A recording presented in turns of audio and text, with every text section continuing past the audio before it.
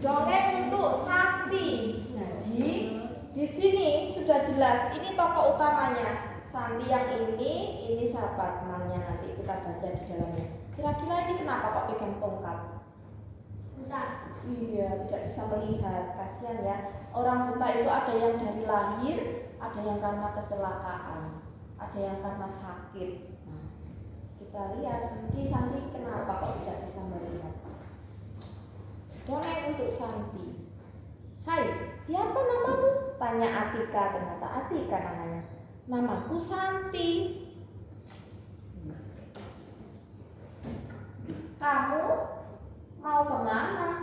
Aku mau jalan-jalan mengenali tempat tinggalku yang baru. Maukah aku temani? Tentu saja mau. Aku senang sekali. Tetapi tunggu aku sebentar ya. Aku ganti baju dulu. Baiklah, jawab Santi senang. Poncawi. Iya. Jadi ingat, duduk dulu kelas 1 senyawi di sofa ya. Dia kayak itu ngengek ya biar dia kelas 1-nya ya. Saya kira pinter ngengek dulu. Masa mau dijauhi lah? Gak ya dia. Gak ya. Di situ sama kelas 1 pinter. Ini rumahku Santi. Bibi Tuti menyambut mereka. Halo anak-anak manis, ayo masuk. Bibi Tuti berkata. Terima kasih, balas Santi sambil tersenyum. Santi digandeng ya. Atika sudah selesai ganti baju. Mereka siap berjalan-jalan. Rumahmu sepi sekali, Atika. Iya, bapakku masih mengajar di SD dekat sini. Ibuku masih di puskesmas. Dia bidan. Oh begitu. Ayo sekarang kita jalan-jalan.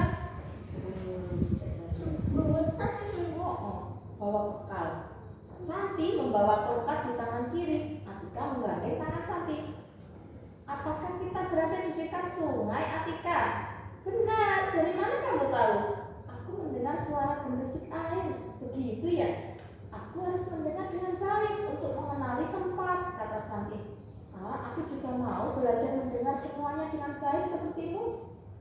Langit mulai mendung. Mereka masih berjalan bergandengan tangan. Kita akan melewati jembatan, Atika berkata. Baiklah, jawab Santi. 12, kata Santi pelan. Kamu bilang apa? Santi tertawa. Aku menghitung panjang jembatan ini dengan langkahku, 12 langkah. Atika kagum kepada kawan-kawannya. Dia ingin melakukan hal yang sama, menghitung langkah dan belajar mendengar dengan baik. Kasihan ya, nggak bisa melihat, tapi mendengar dengan baik. Kemudian ini nggak bisa melihat temannya, tapi dia memanfaatkan tubuhnya untuk bagaimana agar orang lain tidak direpotkan nanti.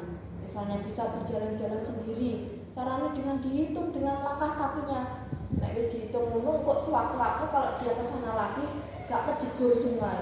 Burung entek wis kejebur. Itu kan membahayakan dirinya sendiri. Makanya dia berusaha sebaik mungkin. Tiba-tiba gerimis turun. Mereka lupa membawa payung. Mereka pun berteduh di gubuk dekat sawah. Atika mengambil buku dari dalam tasnya. Tadi aku membawa buku cerita. Cerita apa? Itik belum rupa. Maukah aku bacakan untukmu? Mau. Aku akan mendengarkan. Atika mulai membacakan pelan-pelan. Santi senang sekali mendengarkan cerita. Cerita sudah selesai. Hujan mulai reda. Santi ingin mendengar cerita lebih banyak. Atika berjanji besok akan membacakan lagi untuknya. Sekarang kita harus pulang, Santi. Iya, Atika. Mari ke baju dulu, kata Atika. Aku bisa melakukannya sendiri, Atika. Sejak saat itu setiap hari Atika membacakan cerita untuk Santi. Atika mempunyai banyak sekali buku cerita. Bapak dan ibu sering memberikannya. Seperti sampean ya, bukunya banyak di sekolah. Nah, buku seperti ini tidak semua sekolah punya, Cak. Sekolahnya Mas Tiang yang lama pun belum tentu punya. Buku ini kalau di Kecamatan Banggar cuma ada 4 sekolahan yang punya. SD sini, SD Brodot 2, SD Barongsawan 2, dan SD berapa? Tuh, kayak apa kok? SD berapa? Jadi kita SD berapa? Oh. Sejak saat itu, ya, setiap hari baca cerita. Hari Minggu itu hujan turun deras sejak pagi. Atika murung karena tidak diizinkan ke rumah sakit. Membaca cerita di rumah saja, kata ibu. Sampai malam hujan belum juga reda. Di luar selokan hujan meluap. Tiba-tiba Atika dikagetkan teriakan ibu. Waduh, ayo masuk ke rumah kita. Ayo, angkat semua barang. Banjir, banjir, teriak Atika. Berkas sedikit menyelamatkan barang-barang. Banyak sekali banjirnya. Atika menyelamatkan buku-buku cerita, buku-buku Atika disimpan di rak yang rendah. Buku-buku sudah basah semua. Atika sedih bukunya kebanjiran. Sama tahu banjir rumah ini? Tahu. Ya pernah. Oh ya pernah banjiran sama tadi? Enggak. Enggak pernah. Ya itu mas. Iya kemarin itu di. Nah ini senang. Apa? Pulone kali ya Zara ya. Ikut banjirnya meluap. Air buaya. Soalnya jebol. Oh banyak sama banjiran. Di sini rumahnya. Oh suka banjir. Iya aliran sungai suka banjir. Hampir seluruhnya ya. Esoknya Atika berkunjung ke rumah Santi. Rumah Santi juga terkena banjir meskipun air sudah surut, pekarangan masih lembab. Aku suka sedih sekali Santi, rumahku kebanjiran. Rumahku juga, semua buku ceritaku rusak. Aku tak punya buku yang bisa kubaca untukmu. Kalau begitu kita buat cerita sendiri saja. Wah, itu pasti menyenangkan. Apa yang akan kita ceritakan? Cerita tentang apa yang kita lakukan setiap hari. Ide bagus, mari kita lakukan. Hari ini mereka mulai menuliskan cerita. Santi berkata-kata, Atika menuliskannya. Mereka bertemu setiap hari untuk menuliskan apa yang mereka lakukan pada hari itu. Saat itu mereka menuliskan cerita di rumah Atika. Kalian sedang apa? Bapak bertanya. Kami sedang menulis cerita. Wah, bagus, cerita apa? Tentang kami. Maukah Bapak mendengar cerita kami? Tentu saja. Atika membacakan cerita yang ditulisnya bersama Santi kepada bapak dan ibu. Ketika selesai membaca, Atika murung. Mengapa kamu tiba-tiba sedih, Atika? Tanya ibu. Kemarin Santi bilang, ia ingin di sekolah seperti aku. Lalu, bolehkah besok aku mengajak Santi ke sekolah? Bapak mendengar keinginan Atika. Baik, kita bisa mengajak Santi pergi ke sekolah besok. Hore, besok kita ke sekolah bersama. Atika dan Santi bergembira. Nah, itu ceritanya ya.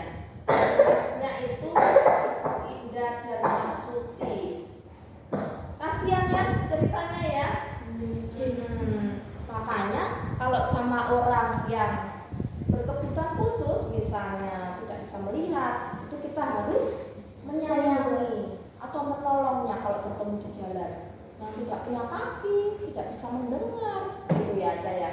Karena kita diberikan nikmat yang lebih oleh Allah, tubuh lengkap, bisa ngambil masakan enak, bisa mendengarkan suara, bisa melihat. Makanya yang belum bisa membaca, ayo kita belajar biar bisa baca kayak ini kan. Dongeng ya, bisa dongeng temannya ya, yang belum bisa membaca, belum bisa melihat tadi. Intinya harus bersyukur. Selesai ceritanya. Yuk, sekarang kita belajar membuat